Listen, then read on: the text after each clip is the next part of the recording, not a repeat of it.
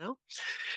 So, without further ado, I will go through my cases that I'll be presenting at the winter school. So this is case one.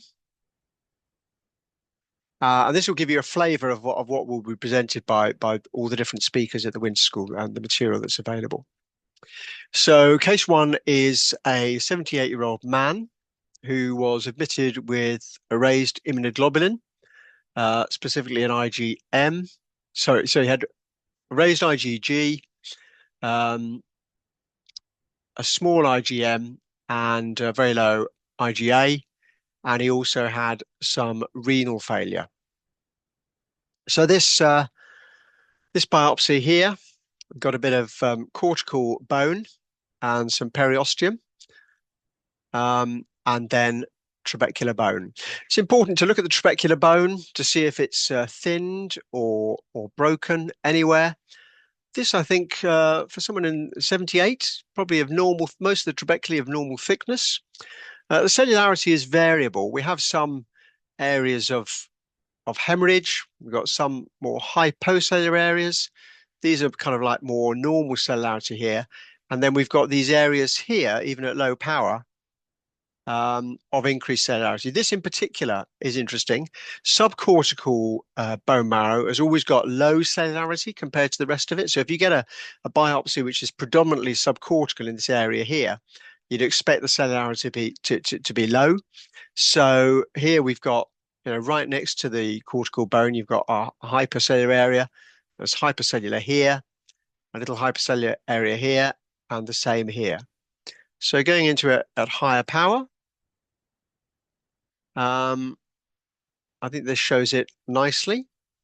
Would anyone like to comment on this field here? Go into it at higher power. See these cells here.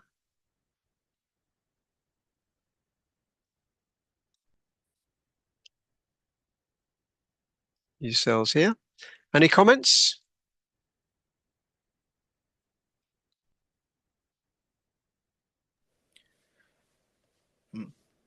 Cells look monotonous, lymphoid, lymphoplasmacytic, and there's it's heterogeneous, but mostly mostly lymphoplasmacytic, intermediate sized, and if you lack of there are no megakaryocytes and few white blood cells.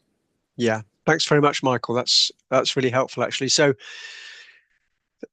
I think the majority of these, as you say, are either plasma cells or lymphoplasmacytic. And in this case, I think the diagnosis was, in fact, myeloma. But I think you're very right to always, in these cases, consider the possibility of a lymphoma showing plasmacytic differentiation. So, a lymphoplasmacytic lymphoma versus myeloma, particularly where you've got, as you say, I mean, you're absolutely right here. Some of these do look more lymphocytic than plasma cells.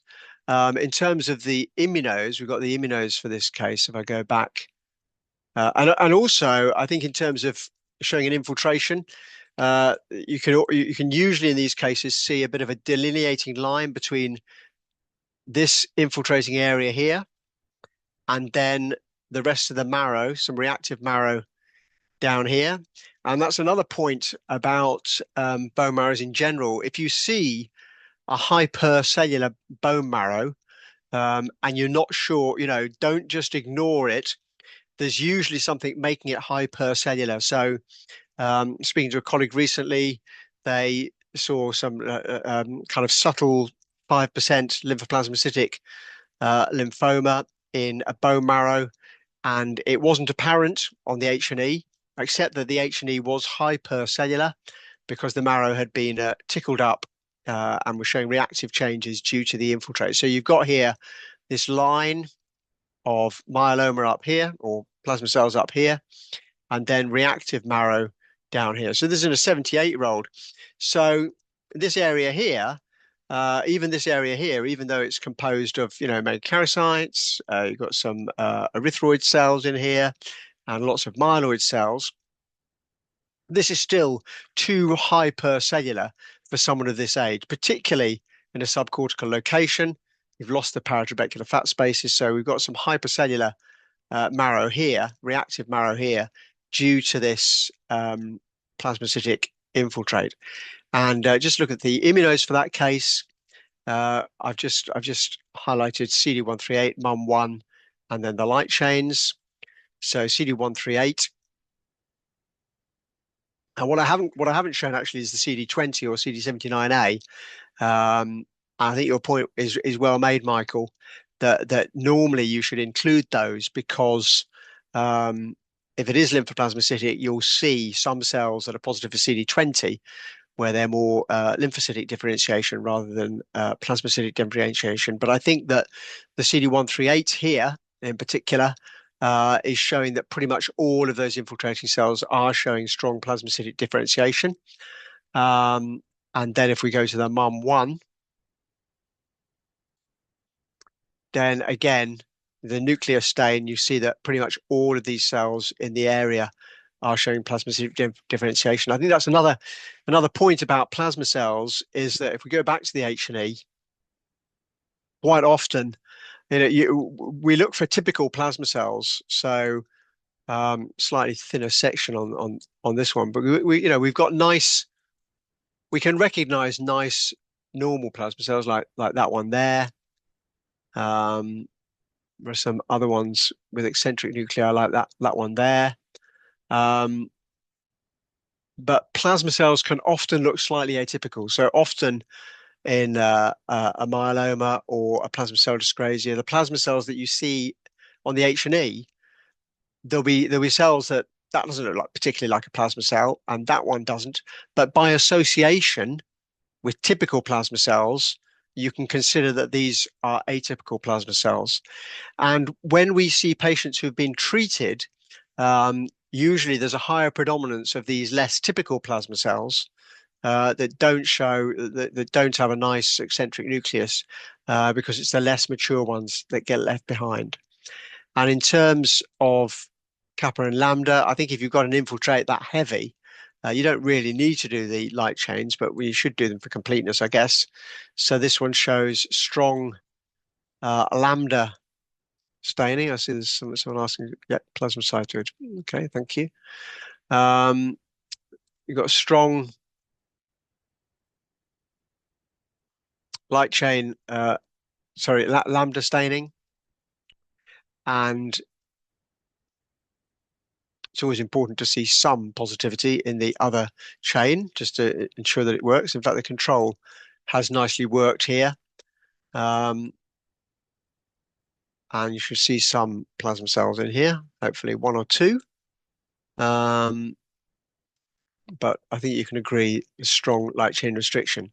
In terms of when you call something myeloma, a plasma cell dyscrasia with end organ damage, so either hypercalcemia or anemia or renal failure or fractures or amyloid, that will automatically put it into make it myeloma, or if the plasma cell infiltrate is greater than 60%. And this one, we felt it was probably about 70, 80%.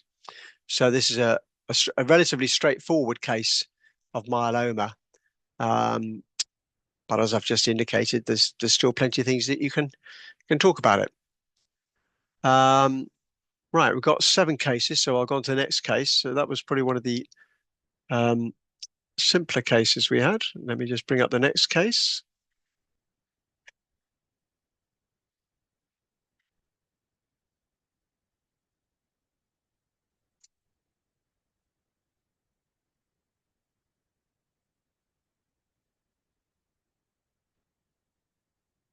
Okay, so this is a 60-year-old man. His hemoglobin was low, 64, white cell count 9.9, platelets 439, so that's normal, MCV 83.4, neutrophils 5.9, and it had a leukoerythroblastic blood film. So obviously there's a large tail of blood clot, which we can ignore. But looking at this section here, someone with a leukoerythroblastic blood film, what can you say about this? And you can ask me to go into higher power. I think this field shows it nicely. It's scanned really nicely, actually. Any comments about this?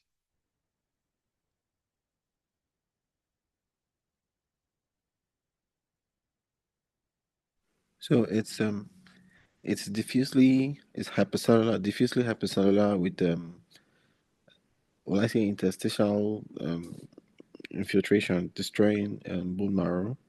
There's reduced fats. Then could we go a bit higher, please? Yep, sure.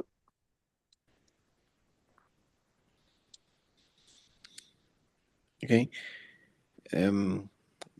Okay. There's some edema. There's some remnants, some megakaryocytes clusters there.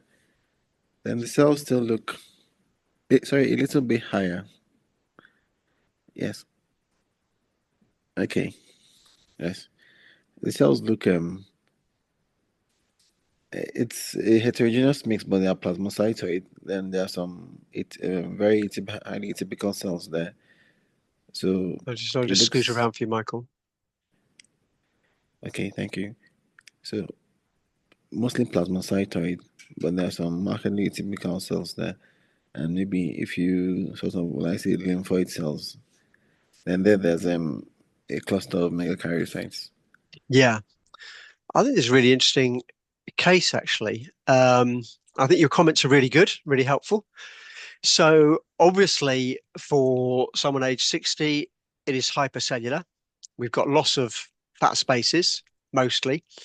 And then, as you've described, we have this pattern, almost like bone.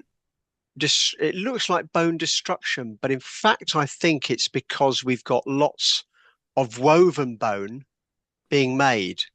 So we've got lots of woven bone. Sorry, Obviously, go on, carry on, Michael. I think there's some sort of streaming pattern. There's some Yeah, sort of there's a streaming. lot. There's a lot of streaming. So we've got streaming everywhere. A streaming pattern here. This for anyone who's not familiar with that. This is the cells are lying along lines, um, along these lines of fibrosis. Actually, so if we look at the retic for this case,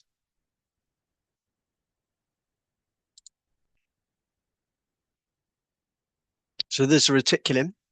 So reticulin is a silver stain, which stains the reticulin fibers black, but we also use a trichrome stain. We actually do an elastic Van Giesen, but you could do a Masson's trichrome instead. The important thing is always to counterstain the reticulin with a collagen stain. So the collagen obviously is in kind of like red stroke purplish, I guess, magenta red. And you can see here nicely the kind of red purple staining in the background. So we've got reticulin fibers plus collagen fibrosis. And there's osteosclerosis. So you've got thickened bone, lots of woven bone. And it's a really interesting phenomenon, which I have mentioned before. People who've attended a lot of these will see this is, you see the way that the collagen is kind of like streaming off the bone. So the reticulin and collagen fibers are streaming uh, off the bone. Again, we've got it here. It's streaming off. They're streaming off the bone. So that shows that they're intimately connected with each other. So the increased collagen and increased bone is due to production of things like transforming growth factor beta and platelet-derived growth factor, and they're secreted by the megakaryocytes, and that's why you get, and there you got it really nicely shown here. I think it's the collagen that starts off. I think it's the increased reticulin that starts off, and then the bone forms from it rather than the other way around. So I think that this is what's come first, and then the bone forms off it. So it's not, in fact, this streaming off the bone, but it's the bone forming off these fibers. Because the primary abnormality is megakaryocytic. And you mentioned, Michael, abnormal megakaryocytes, so we can see those on the retic. Sorry, on the CD61. So the CD61, which highlights megakaryocytes. And as you say, there's clusters of megakaryocytes. So there's a cluster here, a cluster here. Interestingly, some of these clusters are within the stroma, like these, and this one, and this one. Anywhere where you've got one or two together, or this is a bit of a loose cluster, but some of those clusters, and this is another big cluster, but some of those clusters are actually in the sinusoids. So this is the outline of the sinusoid here, and this cluster of megakaryocytes is actually within the sinusoid. I'm not sure. I'm sure that I always learn something every day as well. I'm not sure whether megakaryocytes within the sinusoids is a normal thing or whether it's part of the process of myelofibrosis.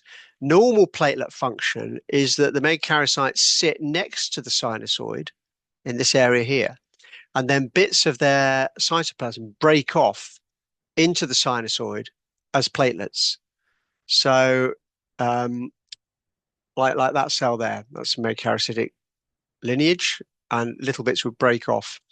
But here we've got them actually inside the sinusoids. This would be a more typical location, megakaryocytes, and this here next to the edge of the sinusoid, and then cytoplasmic fragments will break off as platelets. But in this one, we've actually got clusters forming within the sinusoids. So we've got a combination of osteosclerosis with woven bone, increased reticulin, which is grade 3 in the WHO scale. So if we go back to the reticulin, so to get to grade 3, you've got to have collagen fibrosis and osteosclerosis. So unless you do a collagen stain as well, you can't actually show collagen fibrosis. Now, some people might say, well, with reticulin, you can see the fibers are a bit more wavy when you've got collagen in the background as well. But I'll dispute that really, because this doesn't look all that wavy to me. I think that, that's, an elastic Van Giesen is quite a straightforward stain to do. The silver stain is the most expensive stain to do because it actually involves silver. The reticulin stain actually involves silver particles. So you may as well do an EVG as well, then you can properly grade the reticulin. And the only thing that gives you reticulin fibrosis is either myelofibrosis or metastatic carcinoma. So if I can just show you an example of that from today's workload. So if you see collagen fibrosis, think, is this myelofibrosis? And if it is, it'll be everywhere. Or is it metastatic carcinoma, which is what you were, I think, the idea that there was destructive bone, destruction of bone here, and some atypical cells at low power means that was a possibility. But if we go to low power, again, it's kind of the same everywhere. And that wouldn't usually be the case with metastatic carcinoma. So if I just bring up case I had this morning to show you instead, I need to switch on the camera for that. So this was a patient who was suspected of having myeloma. They had an MR scan. So I need to stop that share and start a new share.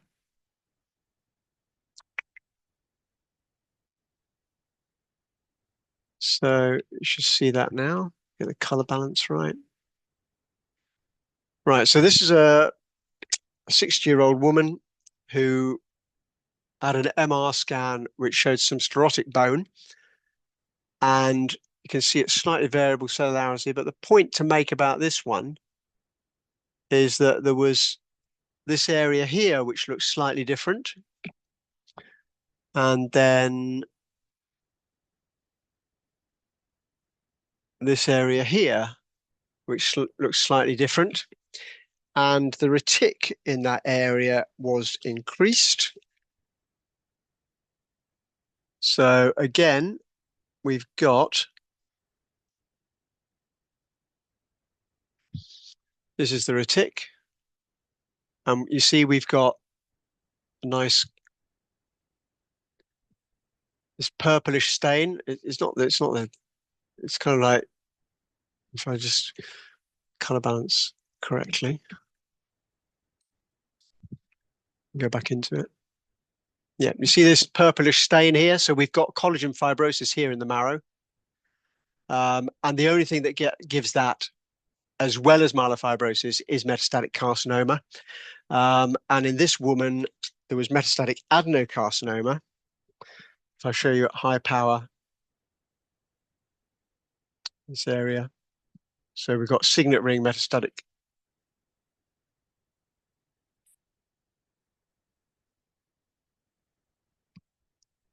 So we've got signet rings here, signet ring cells, slightly higher power. These signet ring cells. And her CT scan actually showed thickening of the gastroesophageal junction and lower esophagus. So she's either got a lower esophageal carcinoma or a high gastric carcinoma. We're going to be doing extra immunos to determine that. So, but it just shows, and again, you've got this kind of like streaming in the background. So you only get collagen fibrosis in either myelofibrosis or metastatic carcinoma. Right, I'll shut that down now.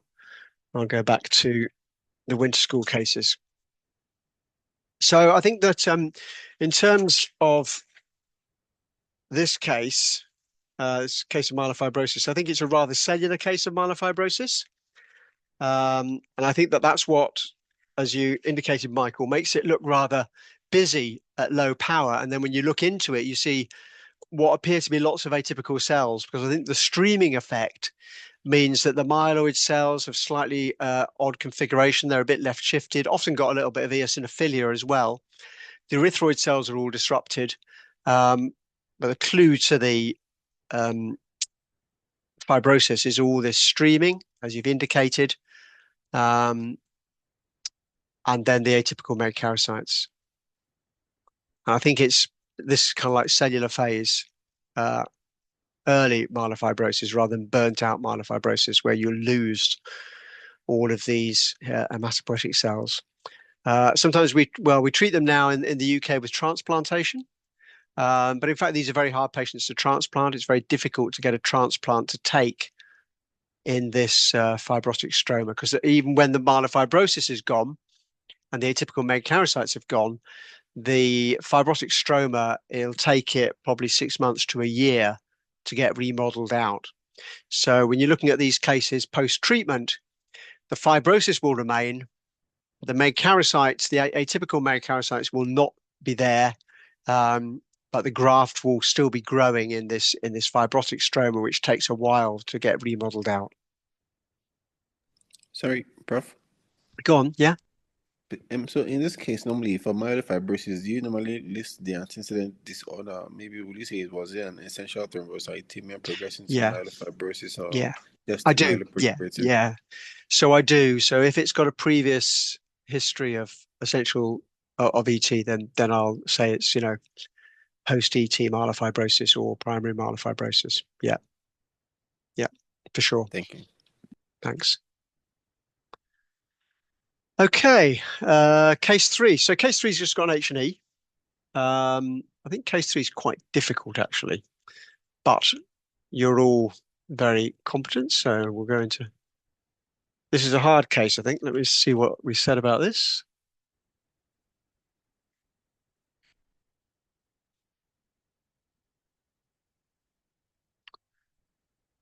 Okay, so this patient,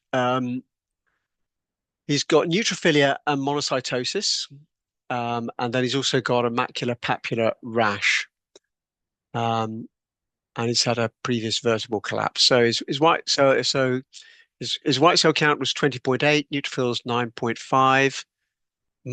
His monocytes were 8.73, so he's got a very high monocytosis, accounting for nearly half of his white cells.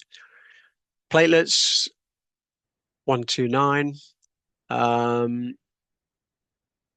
and hemoglobin 8.4. So he's anemic. This is a case, and he is 84.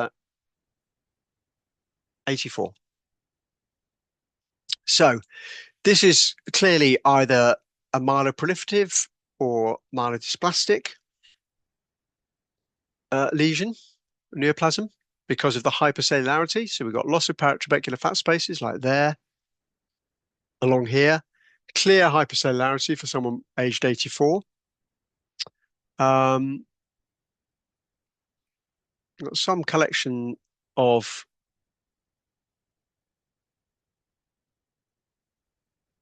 I'm not sure if these are mast cells actually.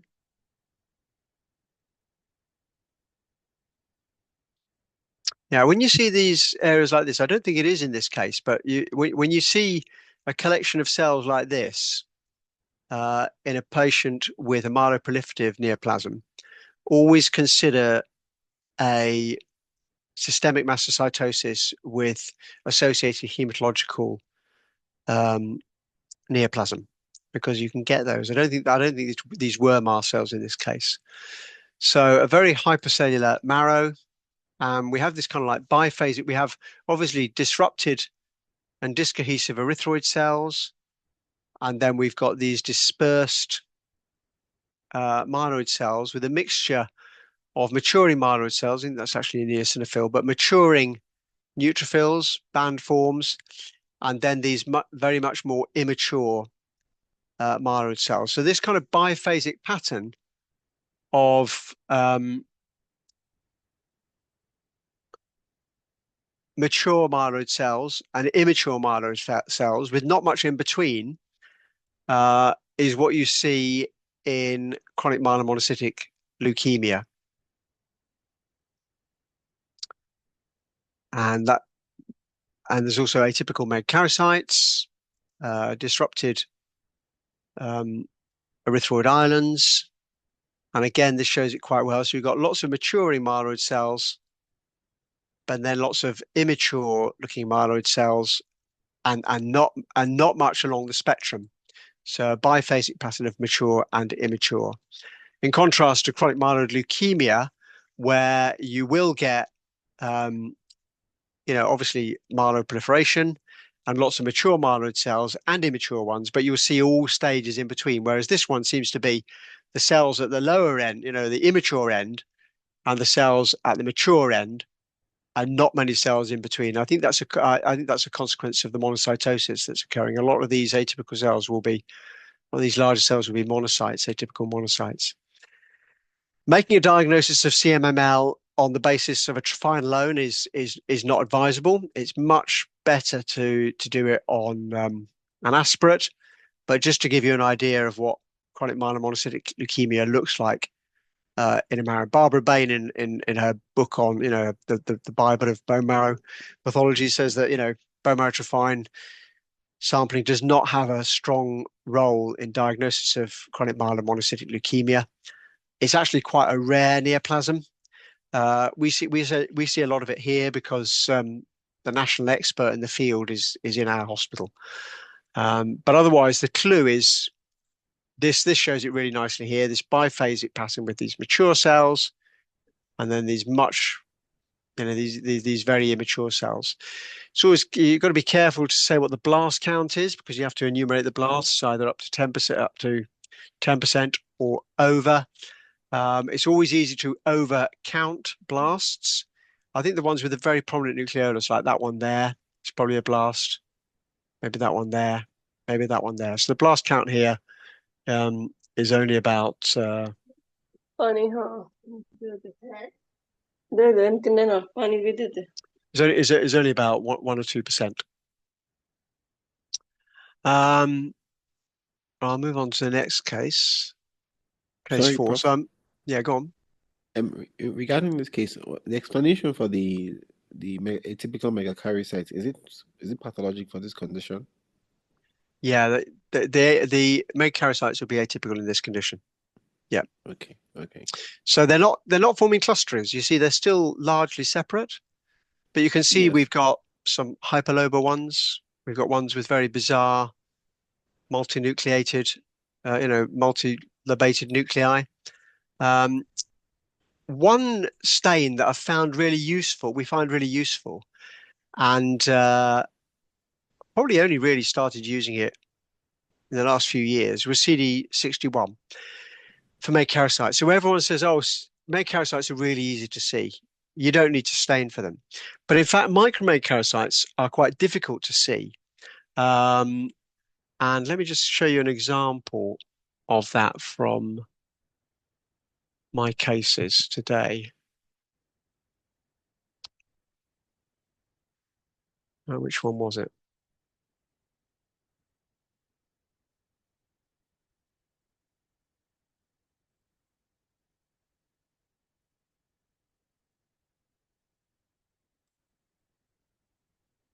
I just brought in 8 cases this morning, so I'm just trying to see which is the best example. Yeah, it's this one. Hang on.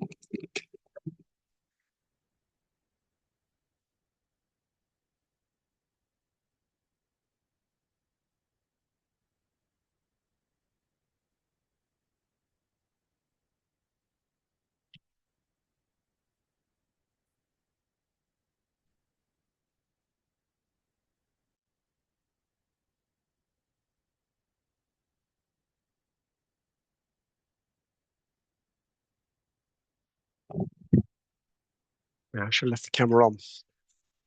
I was going to use it again. So this is a patient with, again, query myelofibrosis, actually. This patient, I'm not sure if he does have myelofibrosis. I think he's got early myelofibrosis. So this is the H&E. And you can see he's got atopic megakaryocytes, got some megakaryocytic clusters.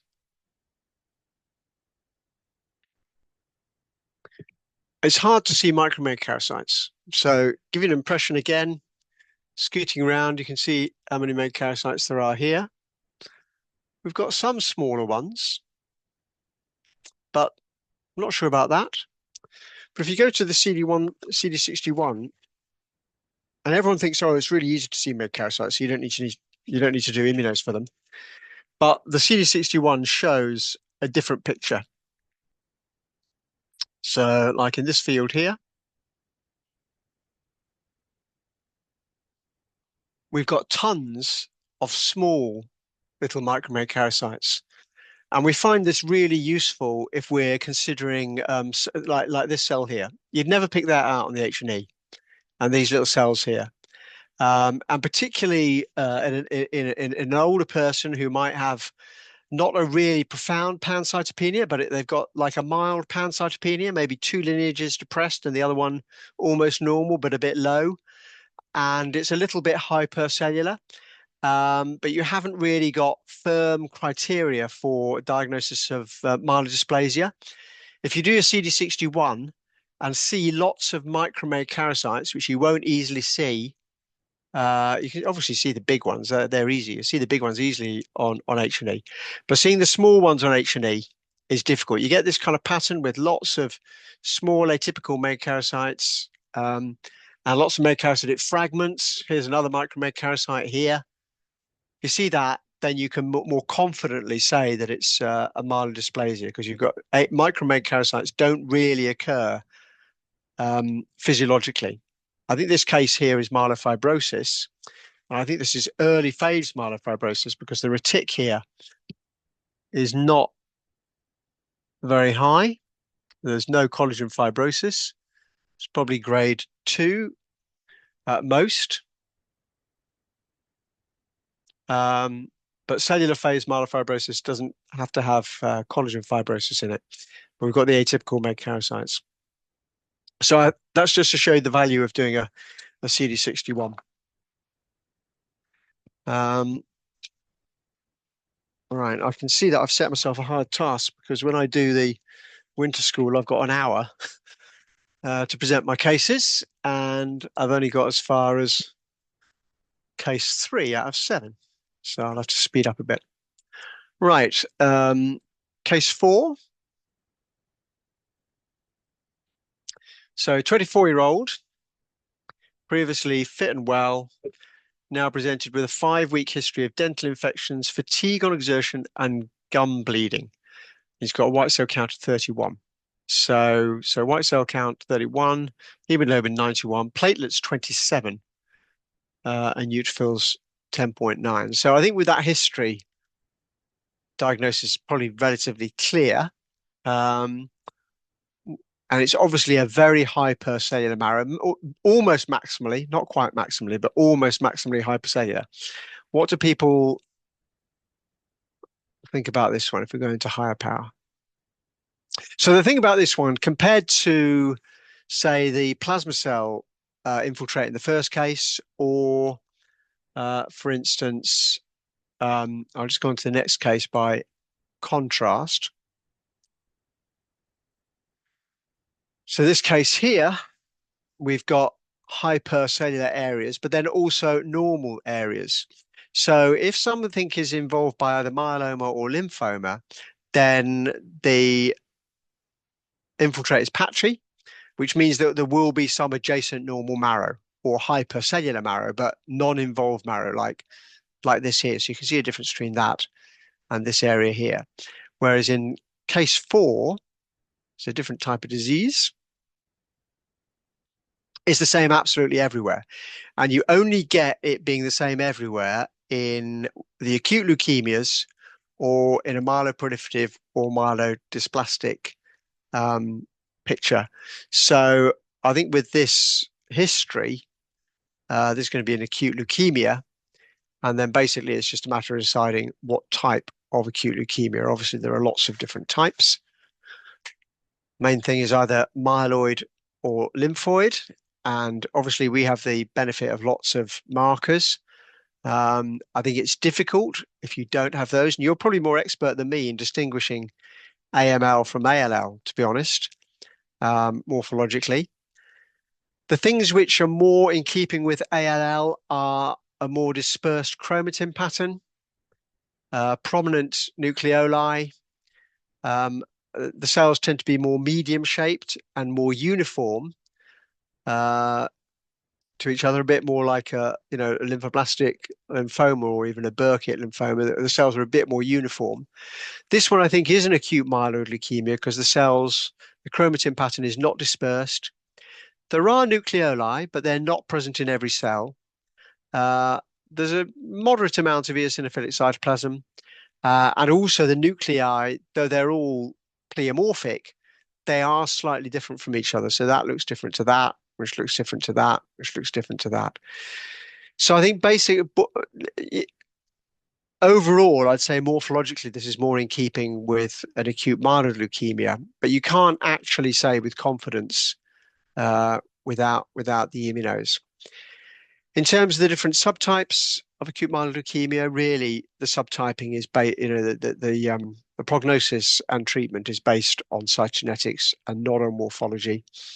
So you can say whether it's megakaryocytic or erythroblastic or minimal differentiation or whatever. Obviously, the new WHO classification is almost exclusively genetic, and it's only a small number of cases that are non-genetic now. The most important one to recognise is myelomonocytic, which is AML M5. It used to be M5, so it's got the T1517 translocation that responds very quickly to transretinoic acid treatment. Otherwise, morphology is probably not that important. So I think I've got the immunos for this case. So it was strongly positive for myeloperoxidase everywhere. and also positive for CD117, which can be slightly weak staining. Also important to recognize that CD117 also stains erythroid cells. So some of these darker cells may actually be erythroid. So it's always important to compare the 117 with an E-cadherin, actually. I think in this case, there was hardly any E-cadherin positivity. And so all these cells are in fact myeloid lineage. And then CD34. You have to look at high power for CD34 because it can often be very granular. You can just get isolated little dots around a cell. This is actually quite strong CD34 staining. Sometimes it can be quite subtle staining. Right, let me go to case 5. Yeah, as I mentioned. So case 5, 52-year-old man.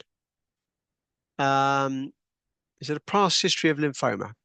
So that makes it slightly easier for you.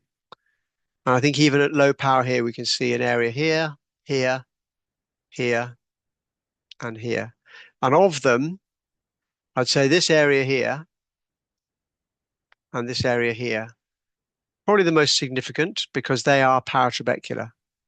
And if you get a paratrabecular lymphoid aggregate, it's almost always lymphoma. And then it's just a matter of working out what type of lymphoma. So here we have got obviously an infiltrate, and this may be lymphoma, but it is intratrabecular, so not necessarily. Similarly, this area here is intertrabecular, whereas this one's paratrabecular, and that's paratrabecular, and that's non-physiological. So looking at this area here, it's very difficult. It can be difficult on morphology to say what it is, but we do have some slightly elongated cells, which are like centrocytes. And then if we look at one of the other ones, I think we've got some centroblasts as well. Of course, low-grade follicular does not have many centroblasts in it by definition, so it can be difficult to see. I think that these are more centroblastic, like that one there, maybe that one there. I think it's mainly centrocytic, this one, actually. Let's see what the report said.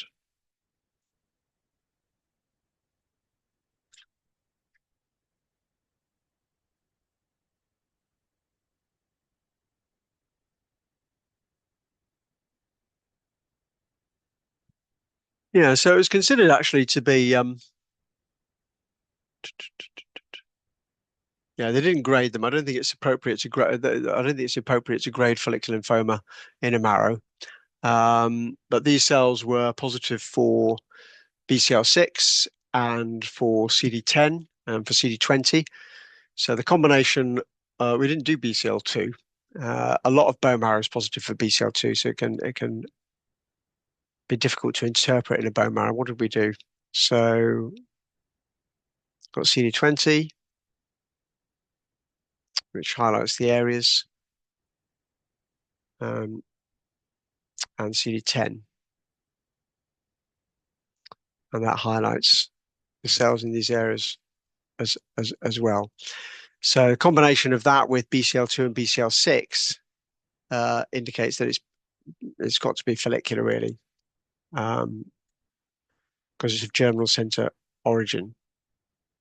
And then it's important to work out the percentage, and based on the CD20, which is here, it's considered to account for probably about 10 to 15% of the cells present overall. And there was no evidence of transformation. Right, let me go on to the next case. Yeah, the next case is quite a good case, I think.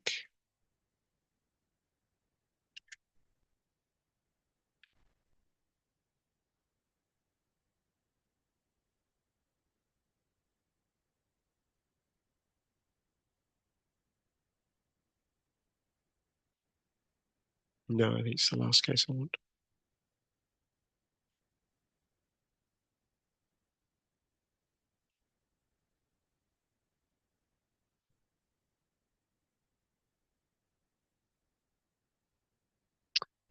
No. Continue on the Marlow proliferative theme. I'll go on to the last case and I'll finish there.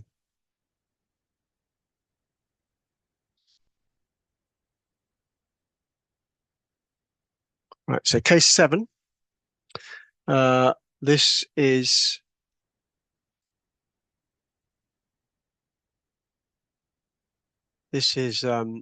so thank you very much for your comment, Mikalo. Please feel free to share the link with your colleagues. It's normally at whatever time it was with you today, different time zones, on a Wednesday. Next week it'll actually be on Tuesday, but at the same time. And if I just remind everyone from the link to the winter school, which I'll mention at the end again. Right, so this case here, this is well, I'm losing all my pieces of paper or screens. Right, so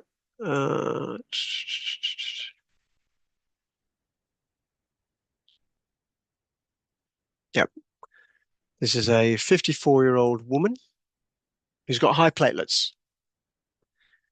Right, so polycythemia vera tend to get high per cellular marrow. Cellular phase myelofibrosis tend to get high per cellular marrow. Essential thrombocythemia can quite often be normocellular. So this patient probably, if anything, slightly hypocellular for age 45. Interestingly, some of the bones do look a bit thin. So you can get early osteoporosis at 45. It would be a bit early, but it's possible. Some women in our country try to lose weight when they're young, and they don't eat well when they're young. And so they are prone to developing osteoporosis at a young age, actually, because normally it shouldn't come on till 60, really. But if you've had a poor diet in your teens and 20s to make sure you don't gain weight, then your bones won't grow as well, and therefore you don't have to lose as much before you start getting osteoporosis. And so it can happen at the age of 45 in our country. So you've got to look more subtly at this. And here we can see lots of megakaryocytes. They are forming kind of loose clusters like this here. And here. Scoot around. So they don't tend to be, I mean, when you read the books, it says that they're not as atypical as in myelofibrosis. But in fact, I don't find that particularly helpful. I think that these actual megakaryocytes, the actual cells themselves, do look quite atypical, actually. But the clusters are a little bit looser. They're close, but they're not really, really big clusters like you see in myelofibrosis are not present. The clusters are smaller and a bit more, looser in terms of the cells aggregating together. The actual cytology of each individual cell can be very atypical. And then you don't get a lot in the way of hypercellular reaction in the marrow as well. And this is a case of essential thrombocythemia, probably a slightly more subtle case than normal, but you've got the high platelet count, which was, can't remember what the platelet count was in this one. Anyway, a high platelet count, that's all that matters. Right, I'm going to go back to the chat because I just want to make sure that everyone is aware of two things. First of all, that the winter school, the details are there in the chat, the Pathological Society Winter School. If you want to register, it's reduced registration for people low middle income countries, and the registration is still open. And then the other important thing is that next week the talk will be on Tuesday the 28th at 1 p.m. GMT, which is